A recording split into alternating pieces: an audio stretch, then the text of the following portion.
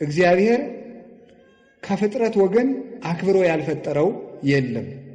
ሁሉም ለተፈጠረበት ዓላማ መልካም ነው። አንዱ ግን ያንዱን ጠባይ ሲወስደው ግን መልካም አይደለም። ውሻ በራሱ ተፈጥሮና በራሱ ዓለም መልካም ፍጡር ነው።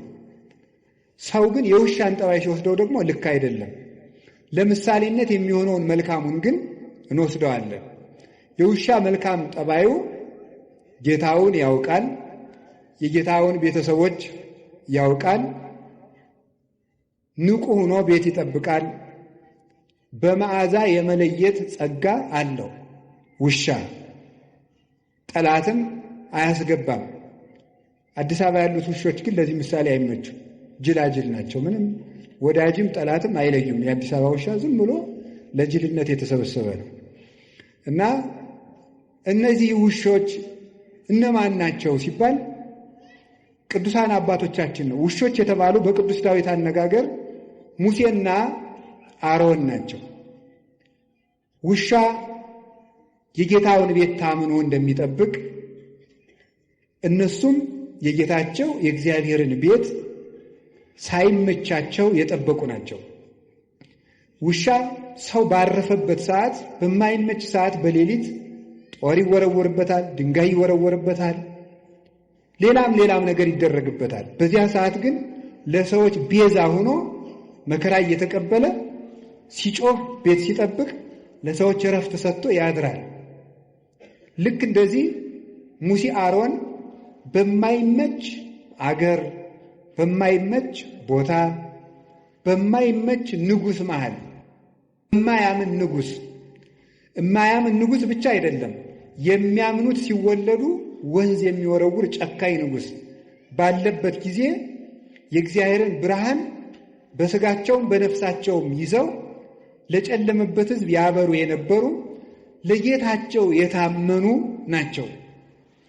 በማያምንና ንጉሥ የንጉሥ ከባድነቱ አለማመኑ ብቻ አይደለም፣ እንዳያምኑ እንቅፋት ሲሆን ደግሞ ሌላ ችግር ነው። እንዳያምኑ እንቅፋት ከመሆን በላይ ደግሞ የሚያምኑትን የሚገድል ከሆነ ደግሞ ሌላ ችግር ይሆናል ማለት ነው። በዚህ መካከል ሃይማኖትን መጠበቅ ታማኝ ውሻ ያሰኛል። ውሻ መጀመሪያ ሲጮህ ለራሱ እየፈራ ነው የሚጮኸው። ታውቃላችሁ ይሄንን? ውሻ እኮ ቤት ለመጠበቅ ብሎ ጮህ አያውቅም። ውሻ የሚጮኸው ፈርቶ ነው የሚጮኸው። ለራሱ መጮህ ይጀምርና ለራሱ የጮኸው ለቤት ይሆናል። ቅዱሳን መጀመሪያ ተጋድሎ ሲጀምሩ ለራሳቸው ነው የሚጋደሉት። ወዮልኝ ለኔ ነፍሴ በእግዚአብሔር ፊት ስትቆሚ ምን ትመልሻለሽ?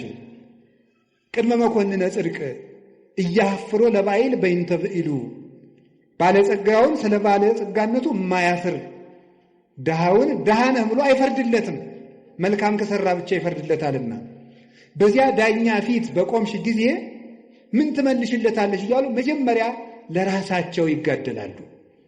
ለራሳቸው የሚጋደሉት ተጋድሎ እግዚአብሔር በእነሱ ላይ ካሰፈረው ብርሃን የተነሳ ለዓለም ሁሉ የሚተርፍ ይሆናል። እንዲህ ብሎ መድኃኒታችን እንደተናገረ ከማውቄ ይብራ ብርሃንክሙ በቅድመ ሰብእ፣ እንዲሁ ብርሃናችሁ በሰው ፊት ይብራ። ወያቱ ማይቶተ ከማንብርዋ ታይተከፈር፣ ብርሃንን ወይም መቅረዝን ከታች እንቅብ ሊደፉባት አያበሯትም። አላ ያነብርዋ ዲበ ተቋማ ወታበር ለኩሉ፣ መቅረዝን መብራትን ከመቅረዟ ላይ ያስቀምጠው ለሁሉ እንድታበራ ያደርጓታል እንጂ። እንዲሁ ክርስቲያኖችን ቅዱሳንን እግዚአብሔር በራሳቸው ክብር ብቻ ሰውሮ አያስቀራቸውም። እንዲገለጡ ብርሃናቸው ለሰው እንዲተርፍ ያደርጋቸዋል። ለነሱ ከበራላቸው በኋላ በእግዚአብሔር ብርሃን ከታተሙና በዚህ ከተቀደሱ በኋላ ለሌላው ይተርፋሉ እና ተራቡም ተጠሙ፣ ተናቁም ተከበሩ፣ ተደመጡም አልተደመጡም የጌታቸውን ቤት የሚያገለግሉ ቅዱሳን ታማኝ ውሾች ይባላሉ።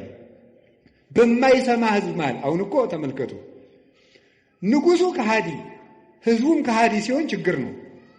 አሮንና ሙሴ ታማኝ ውሾች ያሰኛቸው ከዚህ የተነሳ ነው። ንጉሡ ከሃዲ፣ እስራኤልም ከሃዲ ናቸው። ወደ ፈርዖን እንዳይሄዱ ሕዝብ ይዘው ወጥተዋል። ደግሞ የእግዚአብሔር ሆኖ የፈርዖን አይኮንም። ሕዝቡ ደግሞ የባስ ዱባ ብንበላ የሚሻለንን ከነበርንበት ሀገር አውጥታችሁ በረሃብ ሰበልታችሁ ልቀሩ ነው ብሎ አንገተ ደንዳና የሆነ ጨካኝ ህዝብ ነው። እንዲያውም አባታችን ርዕሰ ነቢያት ሙሴ አንድ ቀን እንዲህ ብሏል፣ ይሄንን ህዝብ በውኑን የፈጠርኩትን ተው፣ እግዚአብሔር ሆይ ተው፣ ህዝቡን አትቅሰፍ። ሰው ራሱ አንተን ያመሃል አለ። ያመሃል ይሄ ህዝብ ጣዖት እያመለከ ሲያስቸግረኝ ላጠፋው ነው ቢል እግዚአብሔር ተው፣ አንተን ያመሃል። እግዚአብሔር እንዳይታማ የሚቆረቆር ነበረ ሙሴ። ከዚያ ምን ብሎ ነው የሚቆረቆርለት?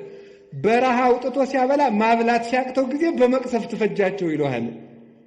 ስለዚህ መመገብ የማይችል ፈጣሪ ብለው ያሟል፣ ተው አትፍጃቸው ብሎ ለአምልኮቱ ተቆርቆሮ ድንጋይ ይዘው ሊወግሩት ለሚመኙ ህዝብ ለነሱ ለእግዚአብሔር አምልኮት ይቀና ነበረ። እኛ ለእግዚአብሔር እንደሆን እግዚአብሔር ይታማል፣ እግዚአብሔር ይሰደባል ብሎ የሚያስብ ሰው አለ? ወበእንቲአክሙ ይጸርፉ ለአሕዛብ፣ አሕዛብ ላይ ለስመ እግዚአብሔር፣ በእናንተ ምክንያት አሕዛብ የእግዚአብሔርን ስም ይሰድባሉ ይላል ቅዱስ ጳውሎስ። አስቀድሞ ኢሳይያስ የተናገረው ነው።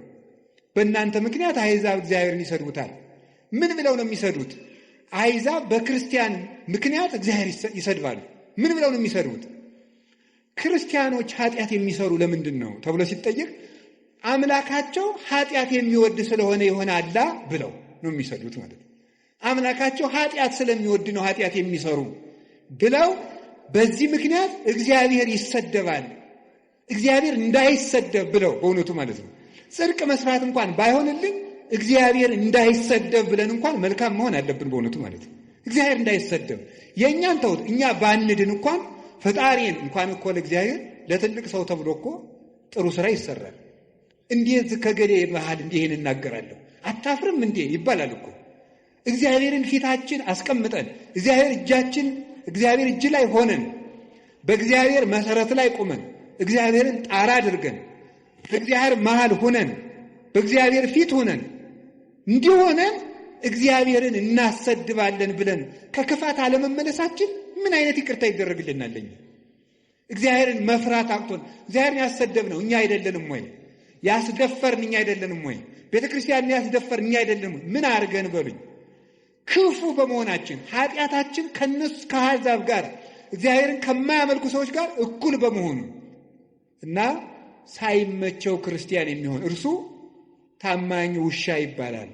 ጌታውን የሚለይ እንጀራ የጣለለትን የሚለይ የጌታውን ቤተሰቦች የሚለይ እሱ ውሻ ይባላል። ታማኝ ውሻ ቤተሰቡን ሁሉ የሚያውቅ። አሁን እዚህ ውስጥ አስነስቼ ብጠይቅ ሃይማኖቱን የሚናገር ምእመን አገኛለሁ ብዬ አላስብም። እርግጠኛ ነው የምሆነው በእናንተ በእውነት ማለት ነው። እንዲሁ ለእናንተ መብቃት አያስፈልገኝም፣ እናንተን ስለማውቃችሁ ማለት ነው። ከዚህ ውስጥ ሃይማኖታችሁ ምንድን ነው ሲበብት ብዬ ተዋሂዶ ምንድን ነው አናውቀው።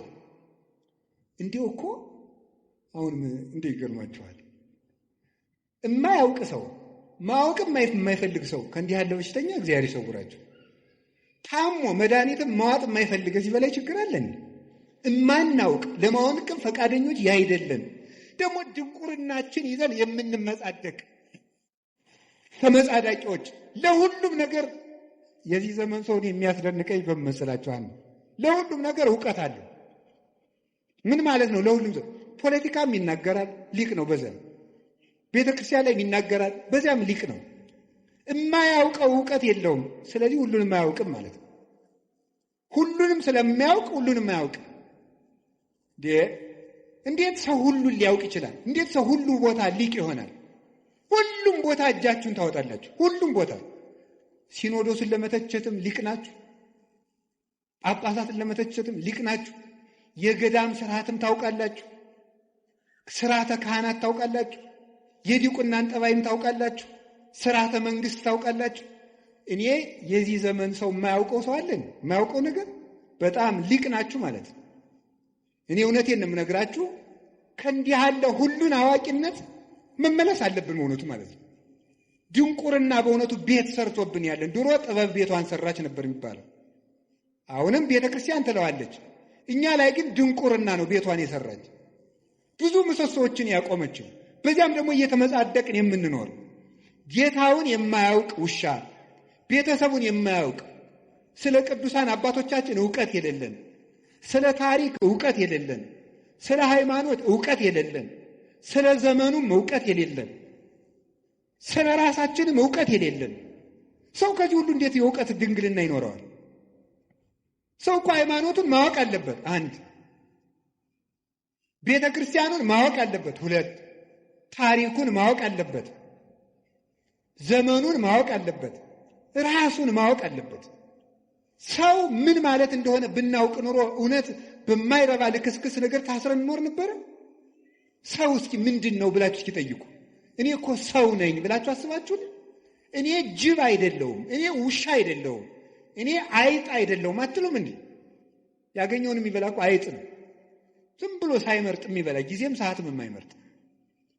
እኛ ውሻ አይደለንም፣ እኛ እባቦች አይደለንም፣ እኛ ነምር አይደለንም፣ እኛ ጭልፊት አይደለንም አትሉም? ከላይ ሆኖ የሚነጥቃል ይሄ ጭልፊት፣ ከላይ ሆኖ መንጠቅ። እንደዚህ ያለ ሁሉ ነፃ መሆን የምንችለው ውሻነታችንን መልካም ስናደርገው ነው።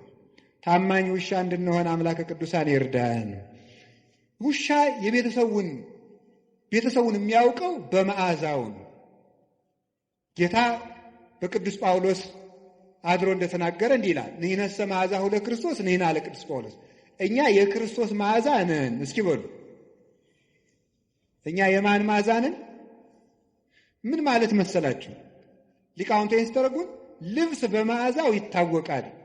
የዛሬ ልብስ እንኳን ብዙ አይታወቅም። ለዚህ ምሳሌ የምንመች የገጠር ልጆች ነን። የገጠር ልጆች እናትና አባቶቻችን ሽቱ ስለማይረጩ የእናታችን ወዝም የአባታችን ወዝም እናውቃለን። ይሄ የአባባ ጋቢ ነው፣ ይሄ የማማ ጋቢ ነው። የከተማ ሰው ግን ሁሉም ሽቱ ስለሚረጭ አይታወቅም የማን ወዝ እንደሆነ ማለት ነው። ልብሱም አይታወቅም። ይሄን እንኳን ችግር የለም፣ ኃጢአታቸው አይደለም። ይሄ ዘመን አሰልጥኖላቸው ነው ማለት ነው። እኛ ግን የአባታችን ወዝ ምን እንደሆነ እናውቀዋለን። ሲቆፍር ያፈሰሰው ወዙ የማማን ወዝ እናውቀዋለን። ስትጋግር የኩበቱ ጢስ በሱ እናውቀዋለን። ይሄ እናቴ ጋቢ ነው እንላለን ማለት ነው። ከዛ ሊቃውንቱ በዚህ ነው የተረጎሙት። ይሄ ይትባህል ካልገባን መጽሐፉም አይገባን። ምንድነው መዓዛ? የክርስቶስ መዓዛ ነን። ልብስ በመዓዛው እንዲታወቅ እኛም የክርስቶስ መታወቂያ ነን ማለት ነው ይላሉ። እኛ የክርስቶስ መታወቂያ ነን። ሰዎች ክርስቶስን የሚያውቁት እኛን አይተው ነው ማለት ነው። እኛን አይተው ክርስቶስን ያውቁታል። በሞቴ የማን መታወቂያ ናችሁ እናንተ?